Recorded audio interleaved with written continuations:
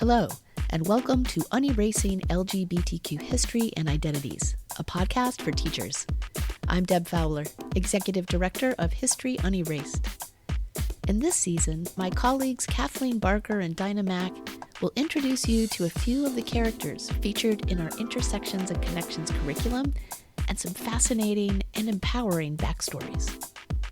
In the last episode, A Soldier's Secret, you met Sarah Rosetta Wakeman, who joined the 153rd New York Regiment as Lyons Wakeman and fought and died as a soldier in the Civil War. Flash forward more than 150 years to today's Civil War reenactment battlefields, and women are still facing erasure and discrimination.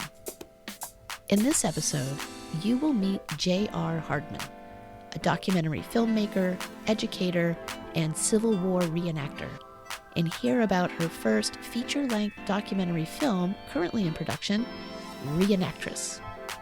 The film tells the story of the women in the American Civil War reenactment community who portray soldiers, commemorating the women who fought in the Civil War disguised as men. You will also learn about a discrimination lawsuit filed against the National Park Service and hear more stories of uncommon soldiers who fought valiantly in the Civil War. My name is JR Hardman. I am a filmmaker based in Salt Lake City, Utah. I am currently working on my first featured-length documentary called Reenactress, which is a film about the gender-bending women in American Civil War reenactment and the real women who served as soldiers in the Civil War and that they portray. And I have been working on the film for just a little over a decade now, so a bit longer than the Civil War actually went on. We know that women served as soldiers during the Civil War. Can you tell us why might a woman have chosen to serve as a soldier? What do you think motivated them? Yeah, I think the evidence that we have that's the clearest is from the letters of Sarah Rosetta Wakeman, who was living as Lyons Wakeman when she was serving in the Civil War. And the reason that she gave is really a financial reason. She was living in upstate New York and working, posing as a man to work, or maybe living as a man to work. And during the time of the Civil War, women's options were extremely limited for how they could earn money. And especially if you were someone who didn't have a lot of education or a lot of resources, you could be a domestic servant. You could marry someone and try to live off their income and maybe work, on their farm. But for somebody like Rosetta, she was the oldest child in a very large family, and the boys in her family were much younger than she was. And for her, I think joining the military gave her access to a whole other world that she never could have seen otherwise, and also gave her cold hard cash that she could use for, living a life of relative freedom compared to a lot of what women were allowed to do.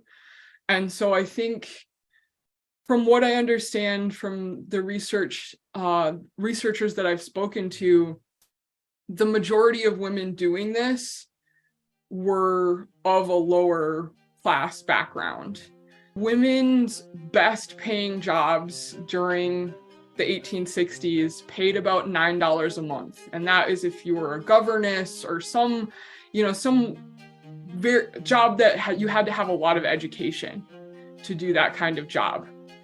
And joining the military as a private paid $13 a month in the Union Army.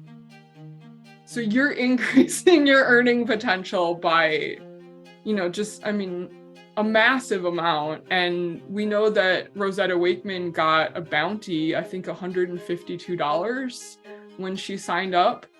That's more than a year of pay for someone. There's evidence that women used joining the military to escape abusive relationships with men. There's evidence that women did this because their male relatives were going off to war and they were going to be left at home. And so I think for a lot of the people doing this, there was no real other option for them to make the kind of living and to support themselves, and in the case of Rosetta, to send money back to her family, than to basically live as a man. So how did you first learn about Sarah Rosetta or Lyons Wakeman? I had a really great elementary school teacher that taught Civil War when I was in the 8th grade. And his name was Mr. Kelleher. And he taught our history class, and I was so fascinated because he would draw diagrams on the board or on the overhead projector of how the battles actually worked. And it would be like these X's and O's with, it looked like a sports game, or, like a football game kind of. And it was so fascinating to learn this really pivotal part of our history. And I had always wanted to go to Gettysburg ever since that class. And when I was in my 20s, my job was taking me through Pennsylvania, and I forced a coworker of mine to get up at 7 a.m. and drive from Philadelphia to Gettysburg. We walked on the battlefield and we saw, the headstones, and we saw the sides of the buildings that had the, bullet holes in them, and it felt so real. And then we went into this little shop and somebody said, well, what are you doing here in the spring? Come back in July when the reenactment's happening. And it just happened to be that the 150th anniversary cycle of the Civil War was happening right at that time. And so I went to the 149th anniversary reenactment of Gettysburg, and I met this guy, and he said, do you want to be a reenactor? And I was like, oh, I guess I never had thought about this. But I ended up going with him and his unit to the 150th anniversary of the Battle of Antietam. And that was the first event that I ever went to as a reenactor, and I participated. And so, it was gigantic. There were, hundreds, if not thousands of people, and it felt so real, and it was such an amazing experience. And I was like, I got to do this, I want to do this. But I had gone to an event actually in Atlanta where I was living at the time. And when I went to ask the folks in charge, can I come and reenact with your unit? They said, yeah, go talk to my wife. She'll hook you up with a nice hoop skirt. And I was like, no, I want to do what you're doing. I want to fire the cannon. I want to carry the gun. I want to know what the actual soldiering was like. And the gentleman that I spoke to was like, oh no, we don't do that. It's too weird. It's, it's totally frowned upon in this community. And, we would never allow that in our unit. And so that's actually what got me to call the first guy that I met at Gettysburg and go out with their unit, was that somebody told me to my face, like, you can't play because you're a girl. And I was like, in the 21st century, you're telling me I can't do a hobby? I came to learn after that whole event happened, that, there is a pretty big naysayer community within reenactment, and they don't want women there. And that's kind of when I started doing the research on, well, did women actually do this? In 2015, we did a fundraiser for a film, and there was an article about our film and the fundraiser in NPR online. And I started getting all of these calls and emails and Facebook messages, you should come to Northern California. We do this here. You should go to, you should go to Chicago. We do this here. You should go to, and it was like, oh my gosh, this is a gigantic community of women who want to be doing this and keep getting this pushback. Are women allowed to be in Civil War reenactments today? There are reenactment events and living history programs that allow women to come and portray soldiers. And there are events or even just groups that don't allow women to come. However, I've been told that if you can find evidence that there is a woman who fought in that battle and you are portraying that particular individual, that in theory they would let you come. That's the loophole. Yeah, that's what I've been told. But so, for example, there was an event, it was called Wauhatchie. It's the Battle of Wauhatchie in Tennessee. And my unit was invited to this event, and the group that invited my unit was called 40 Rounds Events, and they are a group that organizes reenactment events. And this particular event was on somebody's private land.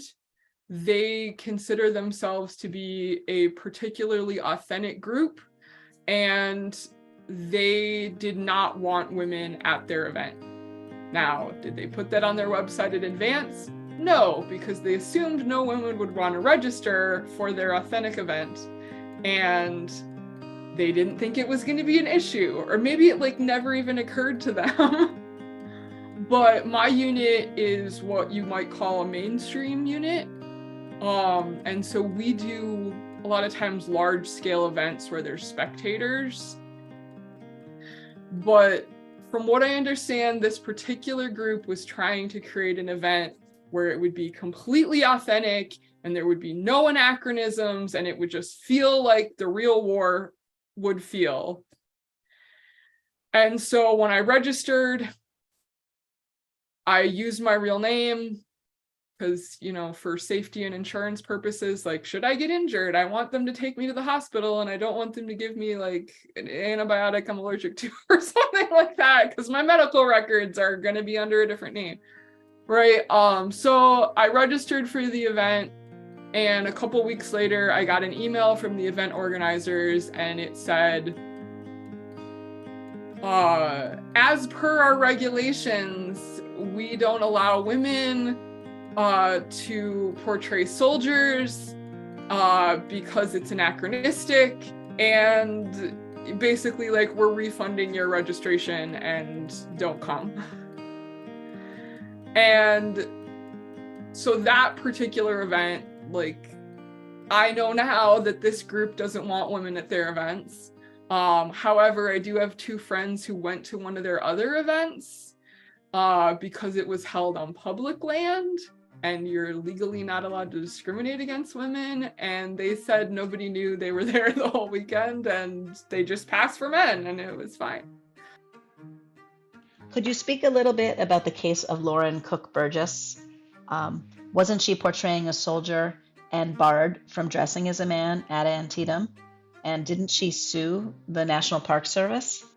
What happened to Lauren was that, I think it was 1989, she went to a living history program at the Antietam National Battlefield Park, which she will not like that I said that, because she loves that battlefield and she doesn't want people to think disparaging things about that battlefield. But she went to an event. It was on public land, on a national park site, She went dressed as a soldier. It wasn't even a battle. It was a living history program, which is kind of the other aspect. And so the idea there is that you are portraying a soldier, and then maybe the public might come and interact with you, and they could ask you questions and you could answer those questions. Or maybe, you would march in a drill, or you would show people how the weapons fire, or you would talk about something about the life of being a soldier. And so she was there, and she said she was portraying a wounded soldier, and she had to use the restroom. So she went inside the park building, used the bathroom, came out, and when she came out, the park ranger there saw her in her uniform coming out of the women's restroom and realized, oh, this is a woman, and I guess went up to her and said, we don't allow this here. So she tried to get him to change his mind. They tried to take it. She took it to her unit commander because he was asking her to leave. He went back to the ranger. They tried to take it to that management of that ranger. And ultimately she ended up leaving the park that day and not getting to participate in the rest of the event. So she sued the national parks for sex discrimination. And you can read in the lawsuit how the decision was made. So they got a summary judgment, which basically means there wasn't a jury or anything. A judge made the decision. And the judge decided that because the park ranger went to her directly and not to her unit commander, that was evidence that they were discriminating against her because of her sex. Because if she was just a male reenactor who had a bad impression and it wasn't up to the park standards, normally the order of operations is that they go to the unit commander and they tell them, like, that soldier is looking out of sorts and get them back in order. And because they went to her first, that was the evidence that they had, that it was because she's a woman and not because her impression was bad. And the result was that that particular battlefield redid their regulations, and they now do not discriminate against women who want to portray soldiers. By extension, you could make a good argument that that applies to all, national park or state park, or, all government property and public property should not have regulations like that. But that doesn't mean that particular organizers aren't going to give people a hard time, or that you're going to show up and be made to feel unwelcome, or that, there's going to be a unit that won't let you in, or, that you're going to receive some kind of discrimination or harassment or just generally awful treatment for, and they won't tell you it's because you're a woman, but that's why. What other fascinating women soldiers did you learn about, or have you learned about in your research for this film? So I think Rosetta is definitely somebody that we know the most about because we have her experience in her own words. Albert Cashier, whose birth name was Jenny Hodgers, is really interesting. What we have of Albert is all of the paperwork, everything that exists. Albert has enlistment records. Albert had a house where Albert lived after the war. There are letters from Albert's comrades to the pension board when they tried to take his pension away, and they wrote saying, this was our comrade and you should not revoke his pension. So there is a considerable amount of information about Albert Cashier. There are other women who we know very little about. For example, the women whose dead bodies were found at Antietam. There's very, very little information about them. We don't even know their names. We know that a doctor found them on the field and they were buried, and that's about it. there were women who had maybe like 1 or 2 letters that document their experience. One woman has very little documentation but is really interesting. Her name was Maria Lewis. She was actually a teenage girl. We think that she escaped enslavement, and she was found with a white unit. She was with the 8th New York Cavalry at the Battle of Waynesboro, and after that battle, her unit had captured 17 Confederate battle flags during that battle, and they brought them from Waynesboro to Washington, D.C. and presented them to the War Department, and she was with that delegation. She was introduced to this woman, Julia Wilbur, who was in Washington, D.C. doing refugee resettlement for people who had escaped the South and escaped enslavement. And Julia Wilbur documented Maria Lewis in her diary. And that is what we know about Maria Lewis. So this white Quaker lady who was doing work as an abolitionist in Alexandria happened to meet Maria Lewis, and she, from what she put in her diary, she was going to help Maria Lewis find a place to work and a place to live. And after that, we don't hear much about Maria, and we don't really know what happened to her. But all the documentation of Maria Lewis's service is in this lady's diary. And we don't know if she has enlistment records. We don't know if there's anything tying her real name to her male alias. In the case of Black women, there might not even be any census records of them, because at the time they were enslaved, they were not considered people that get documented in a census. They were considered property that gets documented in a bill of sale.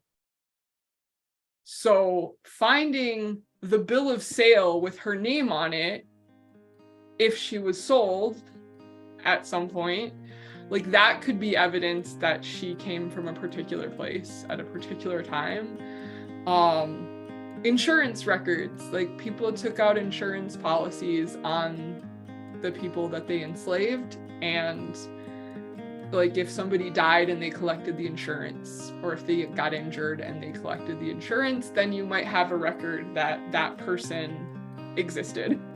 It's really, really difficult to document people of color from the time period, especially if they were not free people. And I mean, it's amazing that we know about Albert Cashier, because Albert Cashier couldn't read and write. Like, there's nothing in his own words about his experience. The one other woman that wrote extensively about her experience, her name is Loretta Janetta Velasquez, and she claims to have been a Confederate lieutenant. But her record, she wrote an autobiography about her experience.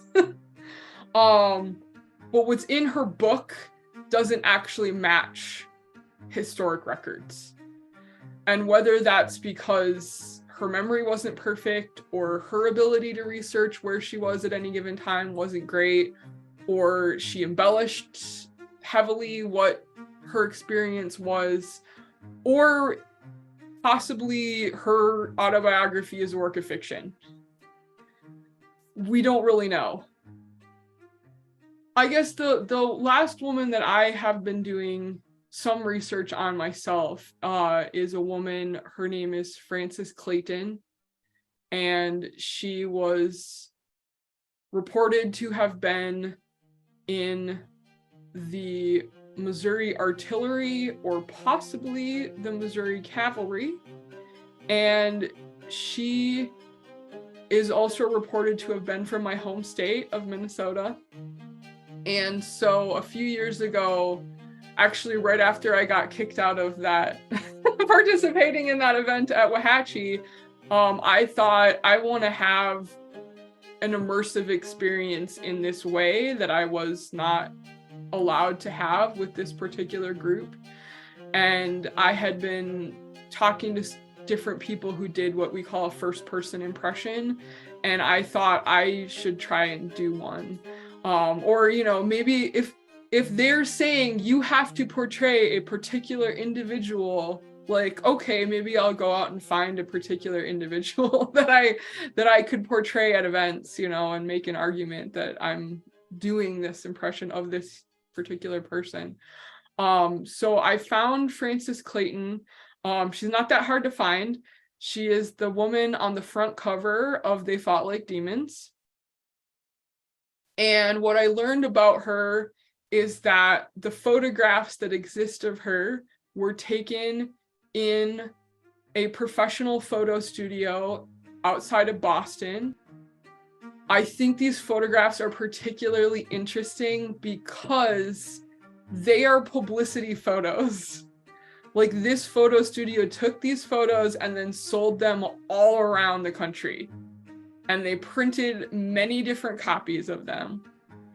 And they were taken, we think, in 1865, which means either right before the war ended or right as the war had just ended. And I think they posed her in the way that they did so they could sell more photos. So was photography used by the government at the time as PR? Oh, yeah. Oh, yeah. Photography, newspaper articles, like some of the newspaper articles about Frances Clayton, like one place it says that she was wounded a certain number of times, in another place she was wounded more. In one place she like stepped over the dead body of her beloved husband and continued to fight, and in another place it's like a different story. And you know, newspaper articles or photographs, like they could be reprinted and sent out. If newspapers are sharing articles about women and we're seeing photographs, did they just look the other way and acknowledge that, yes, there are women who are enlisting? Or did they just not know? Or they tried to frame them in such a way to get more men to enlist. I know that for sure. Why are you not fighting when this woman is willing to fight? She is being braver than you, and you should be brave and go fight, because otherwise, if you don't do it, we're gonna have to find a woman to do it, which is horrifying, right? So that, I mean, people at the time knew that women were participating in military roles.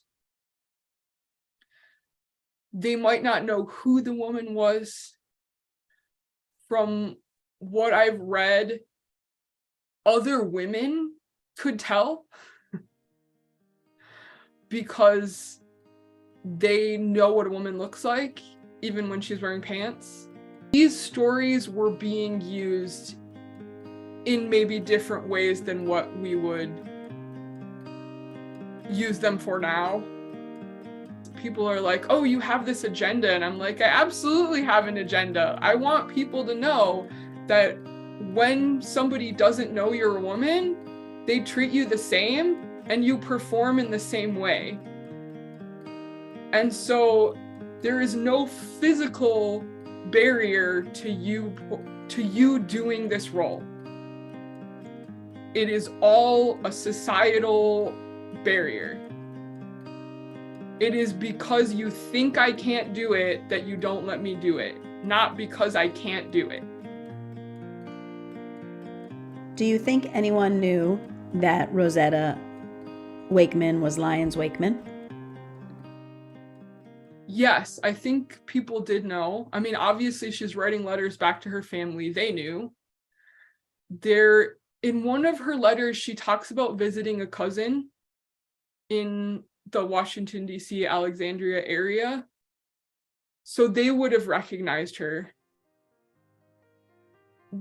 If people in Sarah Rosetta Wakeman's unit knew that she was a woman, they probably supported her because she went to her grave with this secret.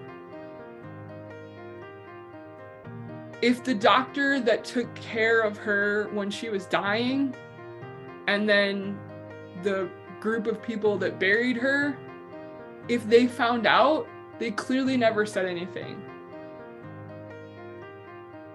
People get to know somebody and they support their identity and what they want to do, and they're gonna keep your secret just as much as you are. Like, I would like to think that people knew what Sarah Rosetta Wakeman was doing and that they helped her, because I think that would have been an easier way for her to continue to do what she was doing. I think people have always known what other people are capable of when they get to know them as a human being, and then they support them. I mean, there's so many fascinating stories, and I can't tell them all, but I really appreciate that there are reenactors and there are historians and there are, people who are just generally interested in this information. And like, you can have a person you're an expert on and you can tell people about that person. And I highly encourage you, if you have an ancestor or if you have a historic figure that you really connect to, or if you have somebody that's absolutely 100% different from you and you want to research that person because you think they're cool, go be an expert on that person or that time period or that event, and then tell everybody about it. Because the more we learn about history, the better we're going to live our lives now and into the future.